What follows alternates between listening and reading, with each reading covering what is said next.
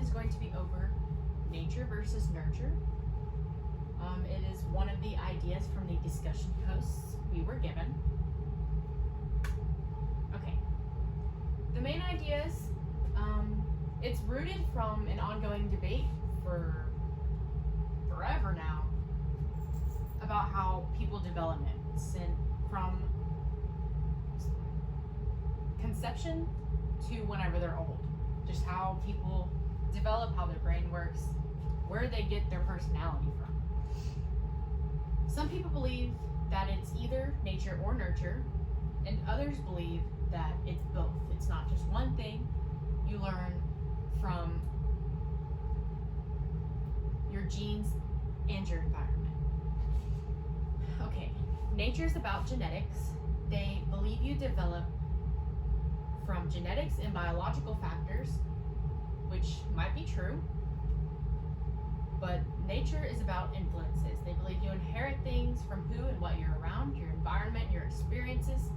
So you can be one way, and then when you experience something, you change. You might not realize it, but you change through everything. People you're around, even the way you talk, the words you say, you just change.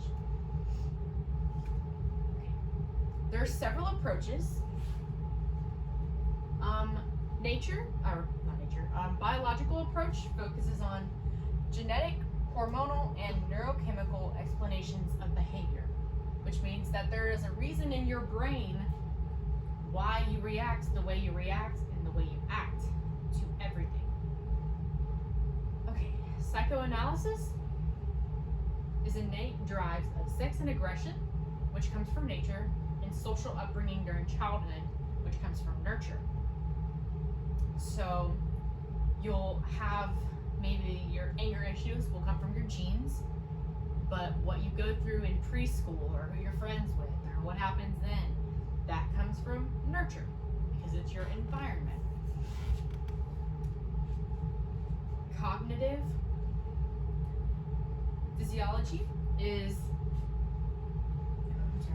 innate mental structures such as schemas, which is a diagram or an outline. Perception and memory constantly changed by the environment, which means you aren't always going to stay the same. Everything you do every day will change something about you because you're always changing. Humanism, Maslow, who is a physiologist, emphasized basic physical needs. Society influences a person's self-concept. So this is what plays in with how society's idea of a perfect person. So you don't have your own things. You take what everyone thinks a perfect person should be and try to be that. You don't take your own ideas. You'll maybe follow the lead of someone else because you think you want to be like everyone else. Behaviorism. This is a strong following to nurture because they believe that all behavior is learned from your environment through conditioning, which means everything, all the traits about you comes from what you're around, what you experience from the moment you're born. Okay. The controversy. Pretty much asking if one thing makes you more of who you are than the other. Which side plays a greater factor to make you who you are? The nature-nurture question is how much of any characteristic, behavior, or emotion is the result of genes and how much is the result of experience? Which means they try to test, they've done a lot of experiments about how much of a personality someone gets from their genes and the environment they're around. Okay. The debate started, well, it was credited in 1869, but it was started in 400 BCE by the Hippocrates. They believed that human behaviors were biological because of the 4 different body fluids they called hooers. humors is yellow bile, blood, black bile, and phlegm. The theory was officially credited in 1869 to Sir Francis Galton, who made it known. He wrote an article about it and made it known to more people that there is more than one way we can learn about and develop into who we are. Okay, nature and development refers to genes, thus the traits, capacities, and limitations inherited at conception are nature. We do know that the things that we get from our parents, we know is like our hair color, eye color, our height, shoe size. You know, if it's big or not big. If you have a tall family, you'll probably be tall. However, we don't know if the traits of our personalities will come from genetics. People will say that aggressive behaviors can come from behavioral genes because whenever there's an angry kid, there's a tendency for that kid to have angry parents because it just runs in the family, I guess. Or someone, for example, who comes from a family of alcoholics has a higher chance of becoming an alcoholic because of their genetics. Or if your parent did drugs, like it's in your genes, so you have a higher chance of becoming addicted to it, but that's not saying you will fall into that path. Nurture. In development, nurture includes all environmental influences that occur after conception, from the mother's nutrition while pregnant to the culture of the nation. The culture of the nation is pretty much saying how everyone around you affects you. Environmental factors have been shown to affect a person's personality.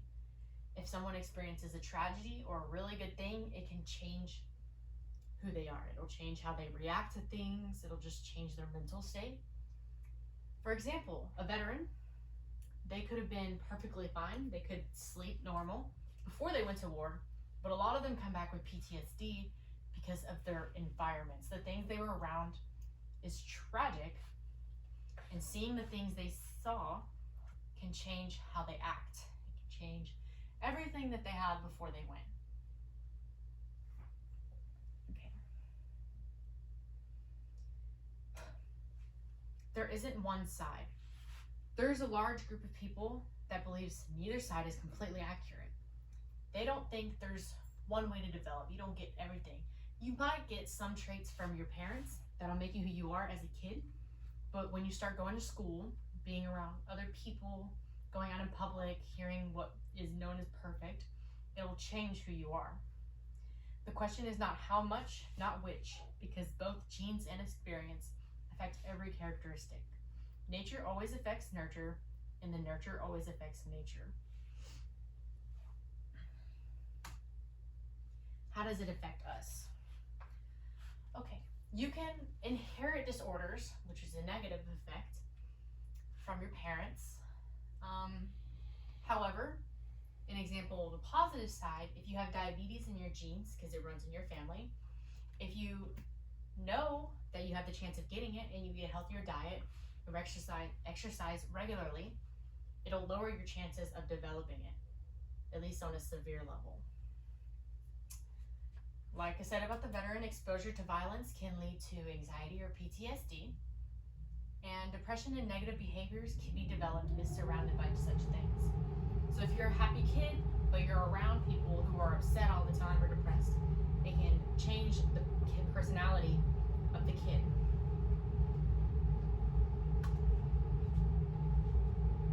Okay, epigenetics. This is one of the branches off I was talking about, of how there's not one side. This is saying the science of how environment influences genetic expression, which pretty much means how you react to the traits you inherited, how severe you react with them. The field says more about what your genes are doing instead of what genes you have. And your genes are influenced by whatever environment you're in. Things such as stress, nutrition, and exposure to negative things play a role in how genes are expressed. the genetic research shows how environments and genes continuously interact to make your characteristics.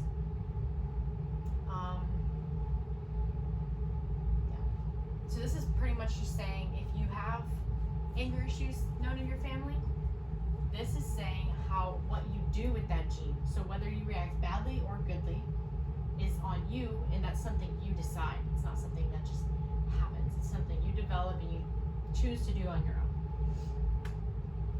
Okay, differential susceptibility is the idea that people vary in how sensitive they are to particular experiences. So these are kind of the same thing, but they're a little different. Either because of their genes or because of their genes. Did I write that twice? Oops. Okay. Or because of their past experiences. This explores the idea that we choose how to react to a situation despite our genes. For example, in a study they found several moms. They interviewed them with therapists to see on a scale how depressed they were. And then they looked at how their children behaved. They interviewed their children, and they found that children who had a particular gene were immature if their mothers were depressed emotionally. And children whose mothers weren't depressed were mature. Because they have to kind of, they're just around the better